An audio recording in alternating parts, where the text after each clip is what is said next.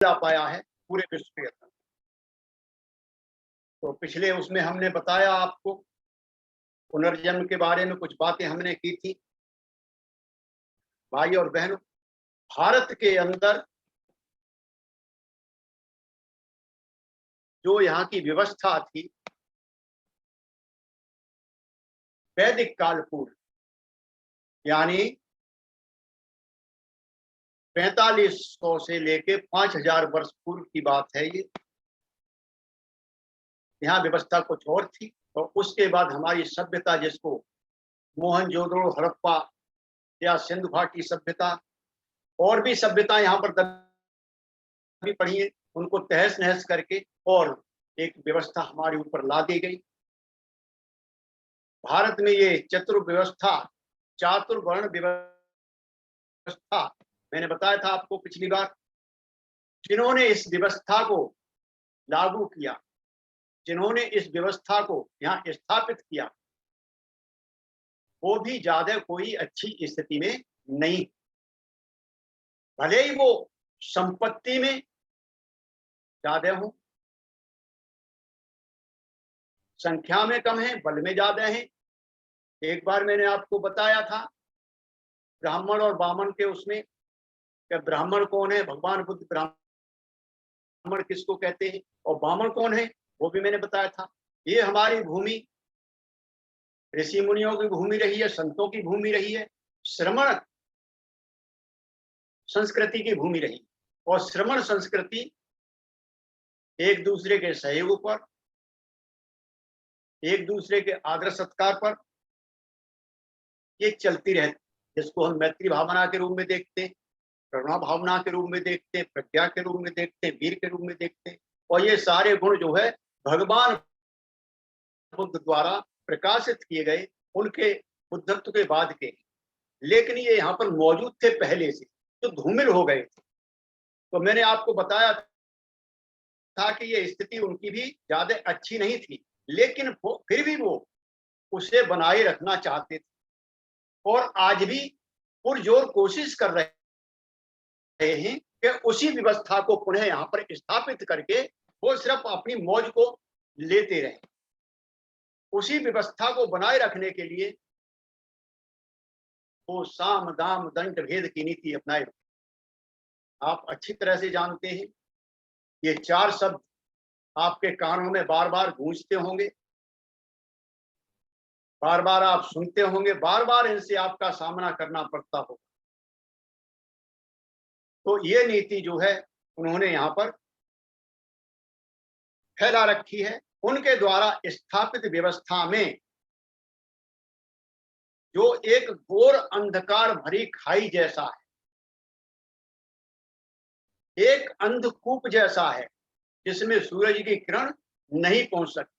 और जहां सूरज की किरण नहीं पहुंच सकती, आप समझ सकते हैं कि क्या, जो संसार के किसी भी भाग में नहीं है। आप पढ़े लिखे हैं, अच्छी तरह से पढ़ सकते हैं, संसार के नक्शे में आप कहीं भी इस व्यवस्था को नहीं देख सकते। जो व्यवस्था भारत के अंदर है वो किसी भी भाग में आप विश्व के में नहीं देख सकते, ये किसी भाग में नहीं पाई जाती, जिसमें विकास का कोई भी अवसर नहीं, रूढ़वादी है, यहाँ पर स्थिरता है, शाश्वतवाद है, लेकिन विज्ञान इसको नहीं मानता। विज्ञान का कुछ और है। यहां हम अपने अंदर परिवर्तन नहीं कर सकते। एक बार आपका जन्म जिस घर के अंदर हो गया, जिस समाज के अंदर हो गया, चाहे आप कितना भी विद्वान बन जाइए, कितना भी पढ़ लिख लीजिए, कितना भी आप विकास कर लीजिए, लेकिन आपका जो पहचान दे दी गई है वही पहचान रहेगी, यहाँ बदलाव नहीं। ऐसी व्यवस्था आप पूरे विश्व के अंदर कहीं भी नहीं देख सकते। यह विषय वैसे तो बुद्ध के अनुसार पूरा का पूरा विषय ये जो है बेकार है, अनर्थकारी है, निरर्थक है, यह व्यवहार में लाने योग्य नहीं है। अनुपयोगी है, कोई इसका उपयोग नहीं है। लेकिन इसके बावजूद भी आज भी यह प्रश्न अब प्रभावी होते हुए भी इस पढ़े लिखे समाज में अगर देखा जाए तो बहुत लोग इस पर चर्चा करते हैं। अब प्रभावी होते हुए भी, अनुपयोगी होते हुए भी चर्चा में बना रहता है। ये हर समय चर्चा में बना रहता है। जीव कहाँ से आता है, जीव कैसे पैदा होता है, कोई कुछ कहता है, कोई कुछ कहता है। ये हर समय जो है चर्चा में बना रहता है। यहां तक कि हमारी और आपकी भी इस विषय पर लालसा बनी ही रहती है, चर्चा की लालसा बनी ही रहती है। और ये जाने अनजाने हम जो है छेड़ते रहते हैं इस विषय को। इस विषय से कुछ लेना देना नहीं हमारे जीवन से, कोई भी फायदा नहीं इन बातों पर बात करने से। लेकिन फिर भी ये लालसा हमारी बनी ही रहती है कि हम इस विषय पर बात करें। आज भी यह विषय उतना ही अनुपयोगी है, उतना भी अप्रभावी है जितना ये बुद्ध के टाइम में। बुद्ध ने जब इसको बताया था कि इसका कोई फायदा नहीं है इस पर बात करने से, क्यों इस पर बात करते हो, क्यों चर्चा करते हो, ना ये जो है बोधि के लिए है, ना ये विकास के लिए, किसी के लिए नहीं है, अनुपयोगी है। भगवान बुद्ध, आपको पता है, दोनों सिरों की बात नहीं करते हैं। वो ना तो काम भोग की बात करते हैं और ना ही काय क्लेश की बात करते हैं। ये दोनों सिरे हैं। उस समय बड़ी बुरी तरह से यहाँ पर उलझे हुए थे। एक कहता था शाश्वत है, ये रहने वाला है, हमेशा रहने वाला है। एक कहता उच्छेदवाद, ये पूरी तरह से उच्छेद होने वाला, समाप्त होने वाला है। लेकिन भगवान बुद्ध इन दोनों की बात न करके बीच की बात करते, मध्य की बात करते, जो ना तो शाश्वतवाद है और ना ही उच्छेदवाद। भगवान बुद्ध कहते हैं कि जो इन बातों को पकड़े हुए हैं, जो इन बातों को पकड़े हुए हैं, उनको पकड़े रहने दो, उनकी चिंता मत करो। आप मध्यम मार्गी बनो, आप मध्यम मार्गी बनो। भाई और बहनों, आपने देखा होगा कि जब सिद्धार्थ गौतम ने कठोर तपस्या की और उससे पहले आनंद का जीवन भोगा उन्होंने। जब कपिलवस्तु में थे तब सारे संसाधन उनके पास थे, सारे भोग उनके पास थे, उनका उन्होंने आनंद लिया, तब भी संबोधि प्राप्त नहीं, तब भी उनको बुद्ध नहीं कहा गया। लेकिन जब वो तपस्या कर रहे थे, काय कलेश कर रहे थे, तब भी वो बुद्ध नहीं बने, तब भी उनको बुद्ध नहीं कहा गया। और जब उन्होंने उस जीवन को भी त्यागा, काय कलेश का जीवन भी त्यागा और मध्यम मार्ग अपना लिया,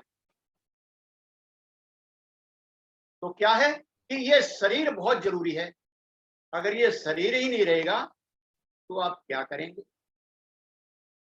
तो शरीर को संतुलित रखते हुए आपको आगे बढ़ना है, और यही जो है मध्यम मार्ग है। मध्यम मार्गी बनो, यहां से विकास संभव है, यहां से विकास संभव है, परिवर्तन हो सकता है।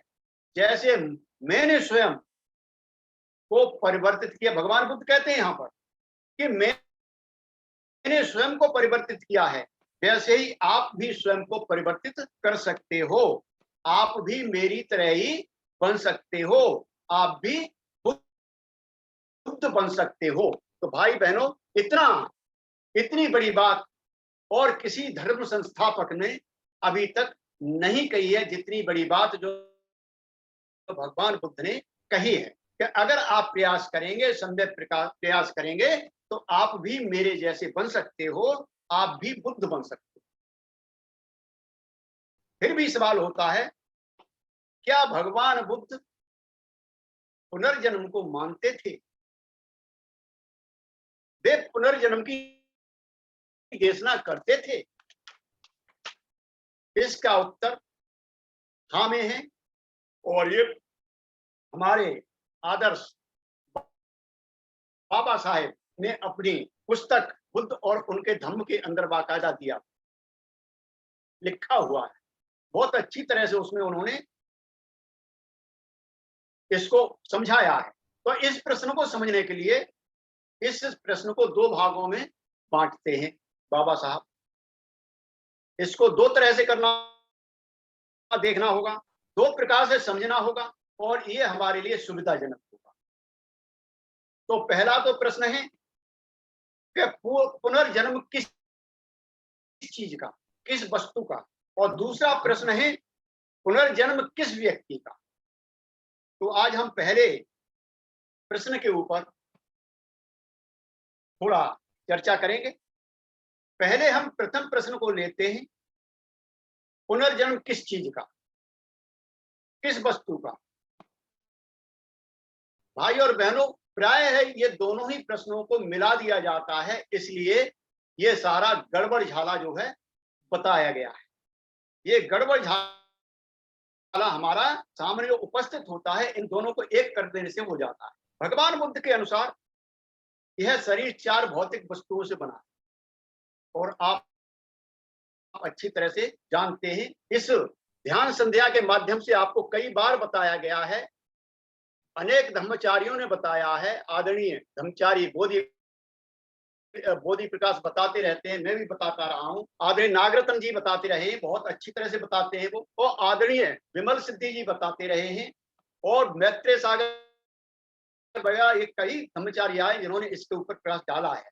तो आप इससे समझ सकते हैं कि ये जो चार भौतिक पदार्थों से बना, भौतिक पदार्थों से, भौतिक पदार्थों से जो इस प्रकृति में विद्यमान है। कौन से हैं ये? पहला है धरा यानी मृदा, जिसको मिट्टी कहते हैं। दूसरा है जल, पानी, उदक कहते हैं जिसको।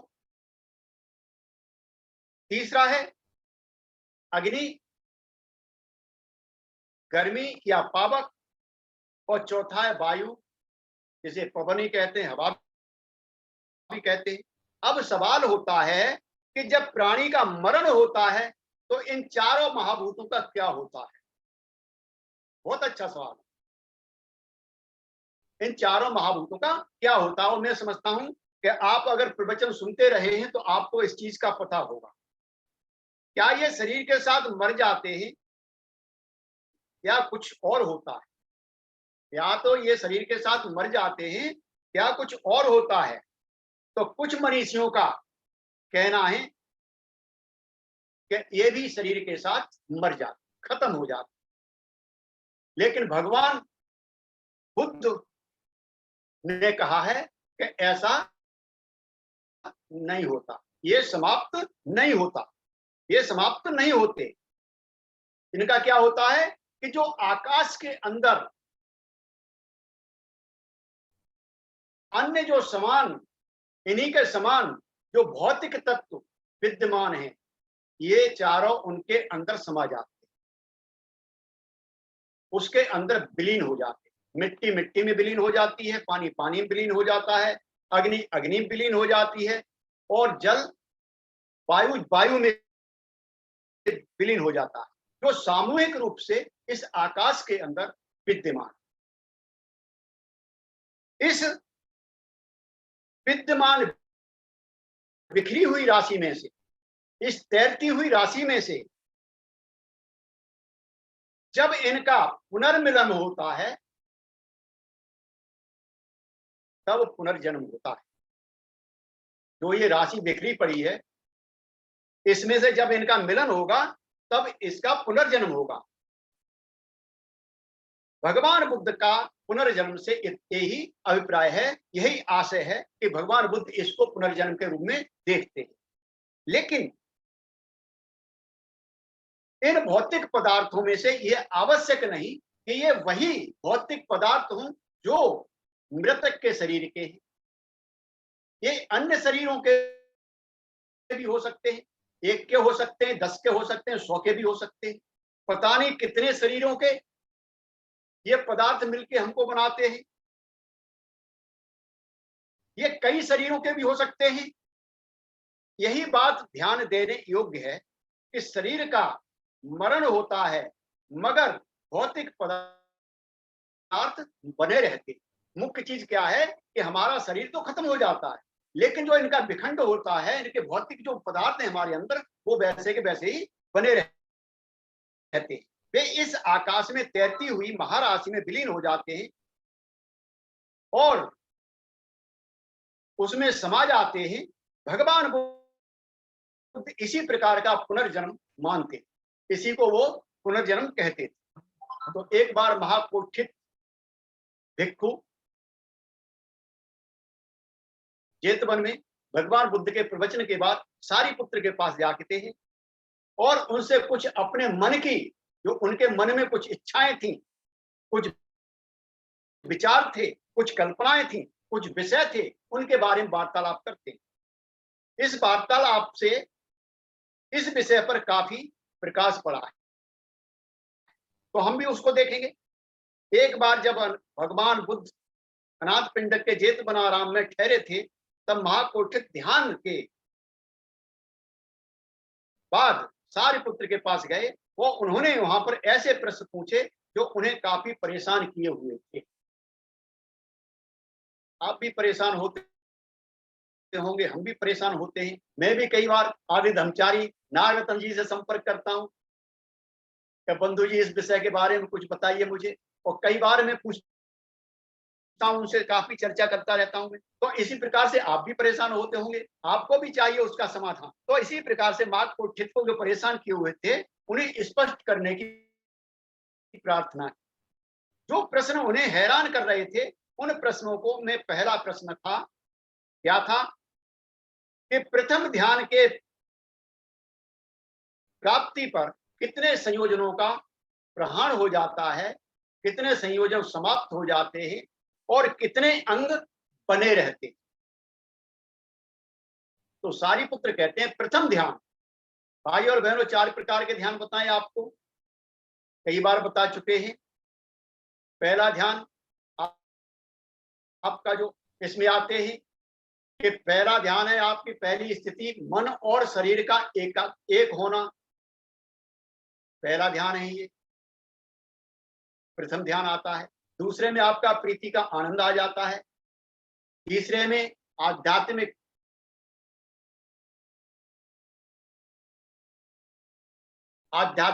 दृष्टि से सराबोर हो जाते हैं।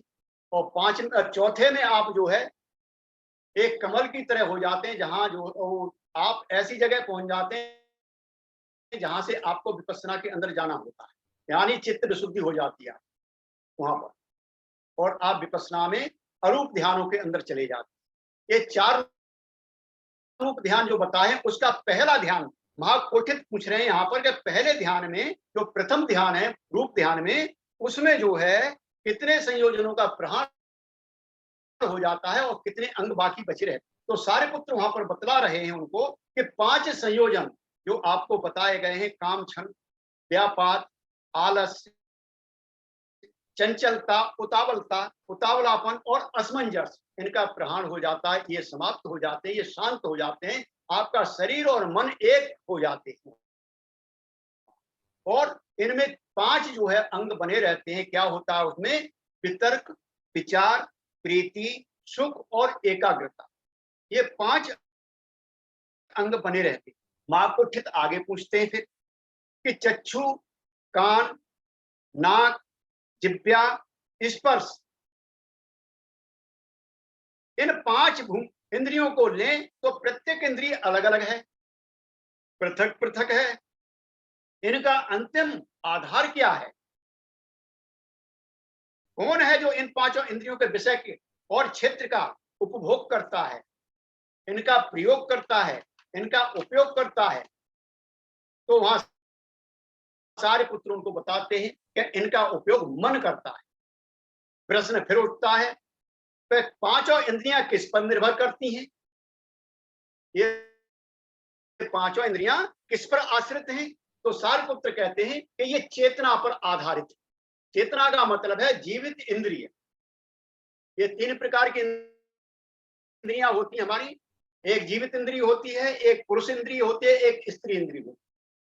वैसे आपने 5 इंद्रियां तो बहुत पड़ी होंगी, लेकिन इनको भी ध्यान रखें देखिए कि ये हमारी 3 इंद्रियां होती है, इनमें जो है एक पुरुष इंद्रिय, एक स्त्री इंद्रिय और एक जो है जीवित इंद्रिय। तो सारिपुत्र यहाँ पर जीवित इंद्रिय यानी चेतना को बताते हैं कि चेतना जो है मन पर आश्रित है। ये जो मन जो है चेतना पर आश्रित होता है। मां कोटित फिर पूछते हैं कि जीवन इंद्रिय चेतना किस पर निर्भर करता है? तो सारिपुत्र कहते हैं उस ऊर्जा पर, ऊर्जा यानी उष्णता पर। मां कोटित ऊर्जा किस पर निर्भर करती है? तो सारिपुत्र कहते हैं चेतना पर। मां कोटित फिर पूछते हैं, आप कहते हैं कि चेतना ऊर्जा पर निर्भर करती है और ऊर्जा चेतना पर निर्भर करती है, उसका ठीक ठीक क्या अर्थ है, कैसे समझा जा सकता है? कृपा करके हमें समझा। तो सारिपुत्र यहाँ पर एक उदाहरण देते हैं, वो आप सभी के सामने और कई बार आप इसको देख भी चुके हो। तो सारिपुत्र यहाँ पर एक दीपक का उदाहरण दे रहे हैं।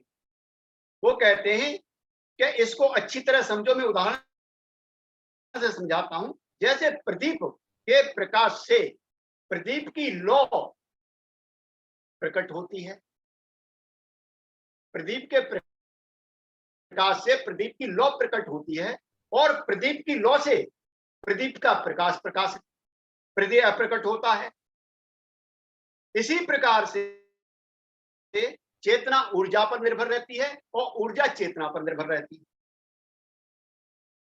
महाकोट्य ने फिर पूछा, ऐसी कितनी चीजें हैं जिनसे मुक्त होने पर शरीर को मरा हुआ समझा जाता है? ऐसी कितनी चीजें हैं जिनके निकल जाने पर शरीर को मृत समझ लिया जाता है, फेंक दिया जाता है, नष्ट कर दिया जाता है, जला दिया जाता है? सारिपुत्र बोले कि 3 चीजें हैं इसके अंदर। एक जीवित इंद्रिय है, दूसरी ऊर्जा है और तीसरा विज्ञान है। अगर इन तीनों में से एक भी निकल गया, एक भी समाप्त हो गया, तो शरीर को फेंक दिया जाएगा, मरा समझ लिया जाएगा, वो मृत हो जाएगा। मां कोठित फिर पूछते हैं सारिपुत्र से, मृत शरीर और उस ध्यानी भिक्षु में क्या अंतर है जिसने संज्ञा वेदना का निरोध कर दिया है? क्या अंतर है? तो सारिपुत्र यहां पर फिर बताते हैं उनको कि मृत शरीर में ना केवल शरीर, वाणी और मन की क्रियाएं शांत हो जाती हैं, बल्कि चेतना भी समाप्त हो जाती है, जीवित इंद्रिय भी नहीं रहती, ऊर्जा भी नहीं रहती और इंद्रियों का मूलोच्छेद हो जाता है। इंद्रियों का कोई काम नहीं रहता, ये खत्म हो जाती है, इंद्रियां अपना काम करना छोड़ देती हैं। जबकि ध्यानी भिक्षु में आश्वास और प्रश्वास, सांस का आना जाना रुक जाता है, बंद हो जाता है। इंद्रियों की वितर्क, विचार, संज्ञा आदि क्रियाएं शांत हो जाती हैं, लेकिन चेतना और शरीर बना रहता है। एक मृत व्यक्ति में और एक ध्यानी भिक्षु के अंदर ये अंतर है। उसमें शरीर और चेतना बना रहता है, बाकी क्रियाएं सब शांत हो जाती। संभवतः यह मृत्यु की सर्वाधिक सर्वश्रेष्ठ संपूर्ण व्याख्या हो, परिपूर्ण व्याख्या हो, परिभाषा हो। यह उच्छेद की सर्वश्रेष्ठ व्याख्या हो सकती है। मां कोठित को आगे पूछना चाहिए था कि ऊर्जा से क्या मतलब है, क्या आशय है, लेकिन मां कोठित इससे आगे नहीं बढ़े। भाई और बहनों, सारिपुत्र ने इसका क्या उत्तर दिया होता, इसकी कल्पना करना इतना आसान नहीं है। उनकी कल्पना नहीं की जा सकती। फिर भी अगर कल्पना की जाए तो इसका उत्तर आज यही हो सकता है कि शरीर ऊर्जा बनाना बंद कर देता है, शरीर ऊर्जा उत्पन्न करना बंद कर देता है, रोक देता है। थोड़ा और स्पष्ट करने पर शरीर के मरने पर लगा क्या होता है, यही कि शरीर ने ऊर्जा उत्पन्न करना खत्म कर दिया, बंद कर दिया, रोक दिया। यह तो प्रश्न का एक ही भाग है। हाँ? मृत्यु का मतलब यह भी है कि जो शक्ति, जो ऊर्जा शरीर से निकली है, वह उस शक्ति पुंज में समा गई, उसमें मिल गई, एक हो गई, जो इस संसार को का संचार कर रही। एक और सवाल आ गया यहाँ पर, एक और वो आई है प्रस्तुति कि जो है जो ऊर्जा जो इस शरीर में से निकली है वो उस ऊर्जा में समा गई जो इस संसार को संचालित कर रही है। इस प्रकार मृत्यु के दो अर्थ हुए, एक और नई ऊर्जा का रुक जाना या उत्पन्न ना होना, और दूसरा कि इस विश्व में जो शक्ति जो ऊर्जा संचरण कर रही है उसमें कुछ भाग का बढ़ जाना, उसमें समाहित हो जाना, उसमें कुछ वृद्धि हो जाना। इस प्रकार इन दोनों बिंदुओं से स्पष्ट होता है कि भगवान बुद्ध उच्छेदवादी नहीं थे, वो जो है उच्छेदवाद को नहीं मानते, वो पुनर्जन्म को मानते थे। परंतु जहां आत्मा की बात है वहां पर भगवान बुद्ध उच्छेदवादी, और जहां नाम रूप की बात है भगवान बुद्ध उच्छेदवादी नहीं थे, वो पुनर्जन्म को मानते थे। इस प्रकार भगवान बुद्ध नाम रूप के पुनर्जन्म में विश्वास करते, आत्मा के पुनर्जन्म में नहीं। इस कारण से हो सकता है कि भगवान बुद्ध पुनर्जन्म में विश्वास रखते थे। भाई और बहनों, आप अच्छी तरह से जानते हैं कि विज्ञान का सिद्धांत है शक्ति का रूप परिवर्तन होता है, शक्ति कभी शून्य नहीं होती। ये विज्ञान का आधार है। ऊर्जा दो प्रकार से यहां पर विद्यमान रहती है। एक ऊर्जा होती है जिसे हम पोटेंशियल एनर्जी कहते हैं, यानी स्थितिज ऊर्जा। ये स्थित रहती है, एक रूप रहती है, इकट्ठी रहती है, इसमें चंचलता नहीं होती। और दूसरी होती है काइनेटिक एनर्जी, यानी गतिज ऊर्जा। तो मृत्यु का मतलब सब कुछ नष्ट होना।